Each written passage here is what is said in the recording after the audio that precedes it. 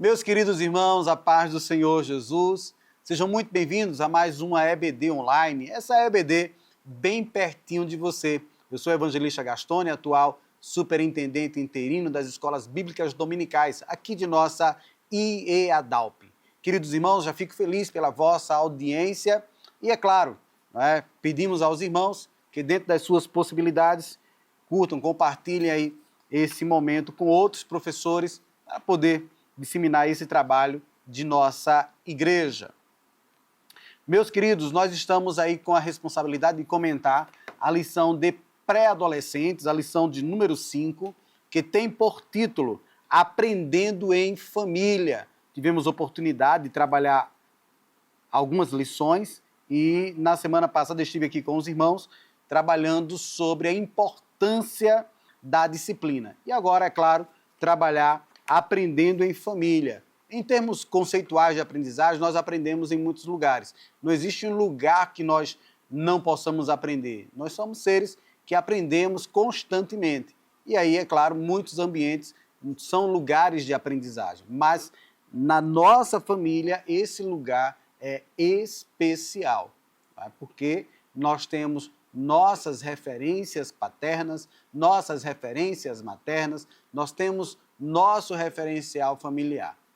E aqui nós vamos ter uma lição que vai tratar sobre isso. Como vocês me conhecem, gosto sempre de trabalhar com os objetivos da lição, que são 3.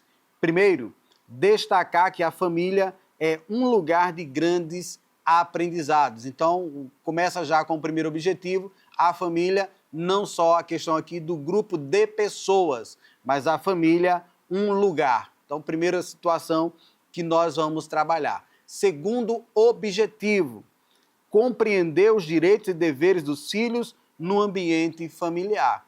Tem direito? Tem. Nesse período, em que nós vivemos, que essa sociedade de adolescentes, de jovens, só vê direitos, mas tem obrigações.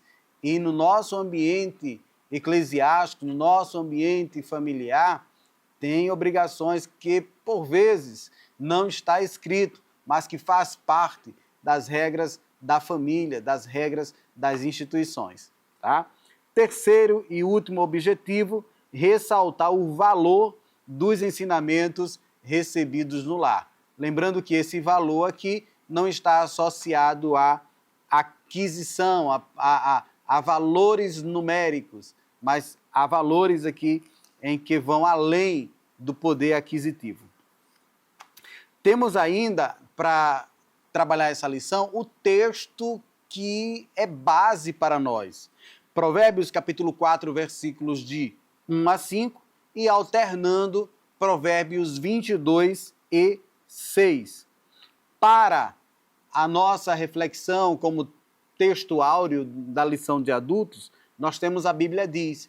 E a Bíblia diz aqui em Colossenses capítulo 3, verso 20, filhos, o dever cristão de vocês é obedecer sempre ao seu pai e à sua mãe, porque Deus gosta disso. E sempre faço a questão de colocar para os irmãos, leiam em mais de uma versão bíblica e façam com que os vossos alunos possam ler e refletir. Após a leitura, pergunta o que foi que você entendeu, tá? E aí faz com que o aluno coloque para fora aquilo que entendeu. Se o entendimento dele não é o que deve ser, é hora de você justamente fazer esse momento de completar aqui a informação para que ele chegue a esse entendimento, tá bom? E aí, como a lição de pré-adolescentes, ela me chama muita atenção, nós temos aqui os saberes escolares. Não tem em nenhuma outra lição. Nós pegamos aqui lição adolescente, juvenil, jovem, adulto, nós não vamos encontrar o que tem na lição de pré-adolescente. Aqui é marca única, registrada. E eu gosto para valer. Saberes escolares. Então, dentro desses saberes, 6 saberes aqui. 1. É no ambiente familiar que desenvolvemos e crescemos com pessoas e cristãos. Como pessoas e cristãos, perdão a colocação. Como pessoas e cristãos. Tá? Então, nós somos pessoas, nós somos cristãos. Cristão é pessoa também, tá? Mas apenas fazendo essa distinção aqui. 2. Todos em uma família possuem direitos e deveres específicos. Tá? Então, o pai tem suas funções, a mãe tem suas funções, os filhos também têm.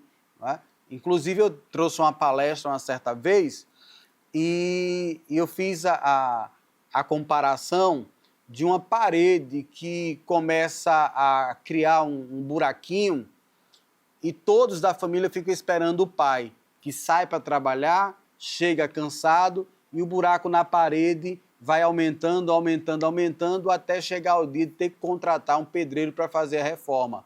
Quando quem estava em casa poderia, pelo menos ao ver o buraquinho na parede, já ter alertado o pai e antes que o buraco aumentasse, antes que a dificuldade aumentasse, ele já pudesse corrigir. E isso é o que acontece em muitas famílias. Não é? Às vezes a torneira da cozinha começou a gotejar, mas o pai só é informado quando já o desgaste é maior, tem que trocar uma torneira. Ou, como é muito comum nas casas, né, o botijão de água está esvaziando, mas só lembra ao pai para comprar quando já secou. Aí acontece. Então, todos na família têm as suas funções, mas é claro que um pode ajudar o outro, porque em família tem que ter koinonia também. Não é koinonia somente na congregação, na família também. É necessário haver comunicação. E aí, das dificuldades ou dos males que nós encontramos nas famílias, esse é o pior, a falta de comunicação. É um grande mal que assola as famílias. Tá? Então, não só famílias cristãs, mas famílias também não cristãs e ainda muito mais. 3. Respeitar os direitos dos outros implica também em cumprir os nossos deveres. É necessário entender isso. Tá? Então, no ambiente familiar, existe privacidade dos pais, privacidade dos filhos, precisa chegar nesse entendimento, né? Mas é necessário que haja respeito e que todos se respeitem. 4. Os deveres em uma família são distribuídos, biblicamente, de acordo com o papel de cada integrante. Então, cada um tem a sua tarefa a executar. Né? Então, não pode ficar explorando A, explorando B. Né? Então, é necessário divisão aí de tarefas. 5.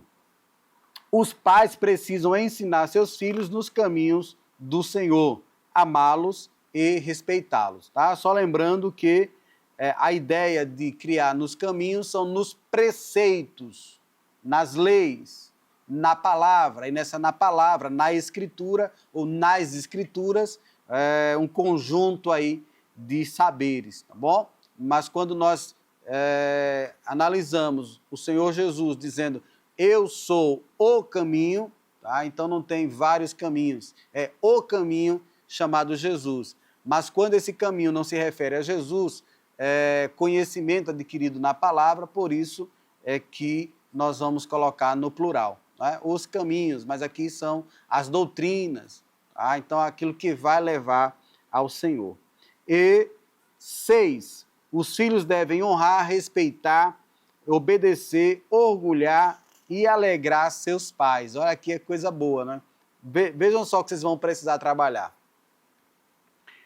Honrar, respeitar, obedecer. Até aí normal, porque é um mandamento com promessa honrar pai e mãe. Mas quando se coloca aqui nesse saber escolar, orgulhar e alegrar seus pais. E nós estudamos já em outros momentos sobre orgulho. Orgulho precede a queda, o orgulho precede a ruína. E aí vários provérbios aqui de Salomão também falando sobre orgulho. E aí é quando você vai trabalhar a diferença entre orgulho e presunção, tá? E os netos são orgulho dos avós, a coroa dos avós. Então vocês vão precisar trabalhar isso, porque vai ter momento que a palavra orgulho vai entrar como pejorativo, vai entrar como negativo. E aqui é necessário entender a diferença entre orgulho e soberba, tá? A melhor palavra para se encaixar aqui. Fazendo a distinção entre orgulho e soberba, vocês vão poder trabalhar a etimologia de orgulho, tá bom? Ainda restam 5 minutinhos para a gente comentar aqui um pouquinho da lição, que é dividida em 3 tópicos. No primeiro, família, lugar de aprendizado, e aí nós vamos ter algumas famílias para ter base aqui para a gente falar. A família de Noé, a família de Isaac, a família de Salomão, a família de Ruth, de Esté e de Jesus. Tá? Então, temos aqui 6 famílias e vocês vão precisar ter cuidado, porque se tomarem 5 minutinhos aqui para cada família, 1, 2, 3, 4, 5, 6, já dá meia hora da lição. Então tem que ter um cuidado na hora de comentar família por família. Mas é claro que vocês podem, durante a semana, já fazer com que os próprios alunos apresentem em 3 minutinhos um resumo sobre os filhos de Noé, um resumo sobre a família de Isaac, um resumo sobre Salomão, um resumo sobre Ruth, um resumo sobre Esté, um resumo sobre Jesus. Tá? A família de Jesus é só a graça, viu? Mas é necessário aí vocês trabalharem isso para otimizar o tempo. Tópico 2, aprendendo direitos e deveres. Aqui não vai dar para trabalhar com o pessoal, fazer um curso de direitos humanos, tá? Mas aqui dentro das escrituras, trazer para os nossos pré-adolescentes sobre respeitar, obedecer e honrar seus pais. E acatar a correção de seus pais. 3, alegrar e orgulhar seus pais. E aí, dentro disso, eles vão entender direitos e deveres, como adolescentes, como filhos de Deus que são. E aí, terceiro e último tópico, ensinamentos que levamos por toda a vida. É interessante porque eu trabalhei essa semana sobre a etimologia de ensino, da palavra ensino. E ensinar, que vem do latim insignare, significa colocar marcas, imprimir marcas em alguém. Então, marcar alguém. A ideia de ensinamentos que levamos por toda a vida é que esses ensinamentos nos marcaram. E essas marcas vão conosco para o resto da vida. Tá? E é interessante justamente você, querido professor, você, querida professora, trabalhar de forma que o seu aluno seja marcado e que essas marcas do ensino sigam.